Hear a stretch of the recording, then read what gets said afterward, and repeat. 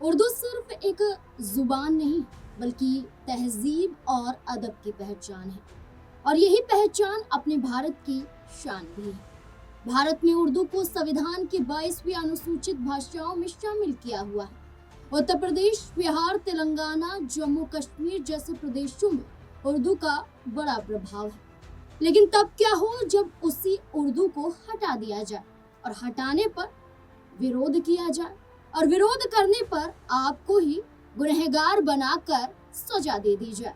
नमस्कार, मैं हूं नाज़मीन खान और आप देख रहे हैं हमारा खास प्रोग्राम जम्मू कश्मीर। जम्मू कश्मीर भारत का अभिन्न अंग है, जहां उर्दू बोली ही नहीं जाती बल्कि लोगों के जहन में बसी हुई है। आखिरकार वहां उर्दू को लेकर क्या विवाद छिड़ गया है और इस विवाद के चलते महबूबा मुफ्ती की बेटी इल्तिजा मुफ्ती पर एफआईआर क्यों हुई है, चलिए जानते हैं अपनी इस रिपोर्ट में। सबसे पहले समझते हैं उर्दू विवाद क्यों है। साथियों, जम्मू कश्मीर में उर्दू भाषा का विवाद राजस्व विभाग की भर्तियों से जुड़ा हुआ है, जहां राजस्व विभाग में उर्दू की अनिवार्यता खत्म करने का फैसला सरकार द्वारा लिया गया है। दरअसल अप्रैल 2026 में उमर अब्दुल्ला सरकार द्वारा पटवारी यानी तहसीलदार पदों की भर्ती के लिए दी जाने वाली परीक्षा में उर्दू का ज्ञान होना अब जरूरी नहीं है, ऐसा फैसला लिया गया है।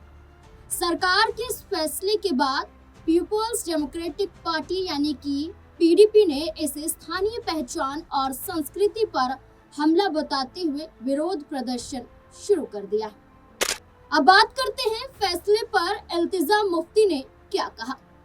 मुख्यमंत्री उमर अब्दुल्ला द्वारा लिए गए फैसले के बाद पीडीपी नेता इल्तिजा मुफ्ती ने प्रेस कॉन्फ्रेंस की और उमर अब्दुल्ला पर जम्मू कश्मीर के साझा इतिहास से उर्दू भाषा को हटाने की कोशिश करने का आरोप लगाया। उन्होंने प्रेस कॉन्फ्रेंस में कहा, इसमें कोई शक नहीं है, हमारी सरकार जिसका नेतृत्व मुख्यमंत्री उमर अब्दुल्ला कर रहे हैं, धीरे धीरे उर्दू को सिस्टम से हटाने की कोशिश कर रहे हैं। उर्दू जम्मू कश्मीर में समाज और समुदाय के हर वर्ग की भाषा है। मैं उमर अब्दुल्ला से पूछना चाहती हूँ कि 9 जुलाई 2025 को जब वे राजस्व मंत्री थे, ऐसा आदेश क्यों जारी किया गया जिसमें कहा गया था कि डिजिटलीकरण केवल अंग्रेजी में ही किया जाएगा। उर्दू को हटा दिया गया और हम सभी जानते हैं कि इसके बाद हमें तहसीलदारों और पटवारियों से कई शिकायतें मिली बढ़ती गड़बड़ियों को लेकर, जहां हरियाणा मॉडल लागू किया गया और इस तथ्य के बावजूद कि हमारे सभी पुराने दस्तावेज उर्दू में राजस्व विभाग पर अंग्रेजी थोप दी गई। आगे उन्होंने कहा, अप्रैल 2026 में उमर अब्दुल्ला की सरकार के तहत चूंकि राजस्व विभाग उनके अधीन आता है, एक और आदेश जारी किया गया। मैं उसकी प्रति साझा करूंगी, ऐसा प्रेस कॉन्फ्रेंस में इल्तिजा मुफ्ती कहती हुई नजर। 14 अप्रैल 2026 की एक अधिसूचना जारी की गई जिसके तहत SRO 74 राजस्व भर्ती सेवा नियमों में संशोधन किया गया। क्या बदलाव किए गए? अगर आप जम्मू कश्मीर के निवासी हैं और पटवारी या तहसीलदार के पद के लिए आवेदन कर रहे हैं तो अब आपको केवल स्नातक होना जरूरी है। राजस्व विभाग में भर्ती के लिए उर्दू की अनिवार्यता का जिक्र करते हुए इल्तिजा मुफ्ती ने यह भी कहा कि जो पहले अनिवार्यता हुआ करती थी उसे अब खत्म कर दिया गया है। यही मेरा सवाल है मुख्यमंत्री से और यही मेरा आरोप है, ऐसा इल्तिजा मुफ्ती ने कहा। अपने बयान में भाजपा पर क्या बोले इल्तिजा। मुख्यमंत्री उमर अब्दुल्ला पर आरोप लगाते हुए इल्तिजा मुफ्ती ने आगे कहा कि उमर अब्दुल्ला से उनकी कोई निजी लड़ाई नहीं है, लेकिन महाराजा के समय में भी जो काम नहीं हुआ, यहाँ तक कि बीजेपी जब चाहती थी तब भी नहीं हुआ, तो अब ऐसा क्यों किया जा रहा है। उन्होंने सरकार से सवाल किया कि आपको उर्दू से दिक्कत क्या है, हमारे साझा इतिहास से उर्दू को क्यों हटाया जा रहा है। सदियों से उर्दू जम्मू कश्मीर की आम भाषा रही। क्या लोगों ने उन्हें इतना बड़ा जनादेश इसलिए दिया है कि वे हमारी भाषा को ही मिटा दें? जो हमारी संस्कृति और पहचान का एक बहुत बड़ा हिस्सा है। क्या आप ये सब बीजेपी के इशारों पर कर रहे हैं? ये जम्मू कश्मीर के युवाओं पर भी एक बड़ा हमला है, ऐसा इल्तिजा मुफ्ती ने कहा। उर्दू विवाद के बीच वीडियो पोस्ट। तहसीलदार परीक्षा से उर्दू भाषा हटाए जाने के बाद न सिर्फ इल्तिजा मुफ्ती ने आरोप भाजपा से मिले होने का मुख्यमंत्री पर लगाया, बल्कि इसके खिलाफ सड़कों पर प्रदर्शन भी किया गया और अपने एक्स अकाउंट से इल्तिजा मुफ्ती ने एक वीडियो भी पोस्ट की और कैप्शन भी लिखा। हुर्रियत लीडर स्वर्गीय सैयद अली शाह गिलानी की वीडियो पोस्ट कर लिखा कि हो सकता है कि मैं गिलानी साहब की विचारधारा से सहमत ना हूं, लेकिन उनका ये पुराना वीडियो जिसमें वे उर्दू के महत्व पर जोर दे रहे हैं, अन्य कारणों के अलावा भी काफी हद तक सही लगता है, इसे देखना बनता है। वीडियो पोस्ट करते ही इल्तिजा मुफ्ती पर एफआईआर।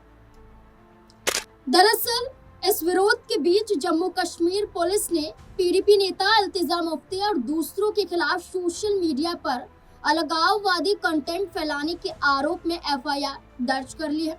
उन पर आरोप है कि उन्होंने हुर्रियत लीडर स्वर्गीय सैयद अली शाह गिलानी का वीडियो पोस्ट कर अलगाववादी सोच को बढ़ावा दिया है।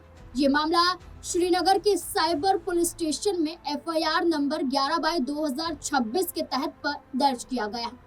ये मामला डिजिटल प्लेटफॉर्म के जरिए अलगाववादी सोच को बढ़ावा देने वाला वीडियो और दूसरे मटेरियल के फैलाने के बारे में मिली जानकारी के बाद दर्ज किया गया है।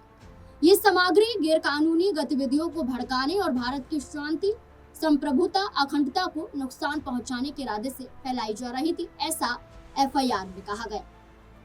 कानून व्यवस्था बिगाड़ने की कोशिश भी आरोप। पुलिस ने कहा कि प्रारंभिक जांच से पता चलता है कि इस तरह की सामग्री का प्रसार डिजिटल प्लेटफॉर्म के जरिए अलगाववादी और देशद्रोही विचारधारा को फैलाने का जानबूझकर प्रयास किया गया था। ऐसी गतिविधियों से जनता में असंतोष भड़क सकता है, सार्वजनिक व्यवस्था बिगड़ सकती है और राष्ट्रीय एकता को नुकसान पहुंच सकता है। पुलिस के अनुसार भारतीय न्याय संहिता की धारा 152, 1996 1 और 1953 1 बी, सी और 2 के तहत अपराध बनते हैं। इसी आधार पर साइबर पुलिस स्टेशन श्रीनगर में एफआईआर दर्ज कर जांच शुरू कर दी गई है। अधिकारियों ने बताया है कि हुर्रियत लीडर स्वर्गीय सैयद अली शाह गिलानी की एक पोस्ट की जांच भी चल रही है। कौन है सैयद अली शाह गिलानी? सैयद अली शाह गिलानी जम्मू कश्मीर के एक प्रमुख अलगाववादी नेता थे। उनका जन्म 29 सितंबर 1929 को जम्मू कश्मीर के बांदीपोरा इलाके में हुआ था और 1 सितंबर 2021 को श्रीनगर में उनका निधन हुआ। गिलानी लंबे समय तक कश्मीर में भारत विरोधी और पाकिस्तान समर्थक राजनीति का बड़ा चेहरा माने जाते थे। वे ऑल पार्टीज हुर्रियत कॉन्फ्रेंस के कट्टरपंथी धड़े के नेता रहे और बाद में उन्होंने तहरीक ए हुर्रियत नाम का संगठन बनाया। ये पहले जमाते इस्लामी जम्मू एंड कश्मीर से जुड़े थे और 1972, 1977, 1987 में सोपोर सीट से विधायक भी चुने गए थे। बाद में उन्होंने चुनावी राजनीति छोड़कर अलगाववादी आंदोलन का नेतृत्व किया। गिलानी का रुख बेहद सख्त माना जाता था। वे कश्मीर को भारत से अलग कर पाकिस्तान में शामिल करने के पक्षधर थे और भारतीय सरकार के साथ बातचीत की कई कोशिशों का विरोध करते रहे थे। इसी वजह से उन्हें हार्डलाइन अलगाववादी नेता कहा जाता था। भारत सरकार ने उनके संगठन तहरीक ए हुर्रियत पर रूपा के तहत प्रतिबंध भी लगाया था। गौरतलब है कि अभी ये विवाद और ज्यादा भड़क सकता है, ऐसा अनुमान अभी राजनीतिक विश्लेषकों के जरिए लगाया जा रहा है, क्योंकि मुख्यमंत्री ने ना तो इस पर कोई बयान जारी किया है और ना ही कोई सफाई दी है। अभी एफआईआर यहाँ पर पीडीपी नेता इल्तिजा मुफ्ती के खिलाफ हुई है। इसके बाद माना जा रहा है कि उनकी गिरफ्तारी के भी संकेत है। ऐसे में कई बड़े सवाल खड़े हो रहे हैं कि उर्दू को हटाने की जरूरत क्या पड़ी। इस पर जवाब मुख्यमंत्री क्यों नहीं देते हैं? क्यों अब इल्तिजा मुफ्ती को सामने आना पड़ा और उनका समर्थन जम्मू कश्मीर के लोग भी कर रहे हैं?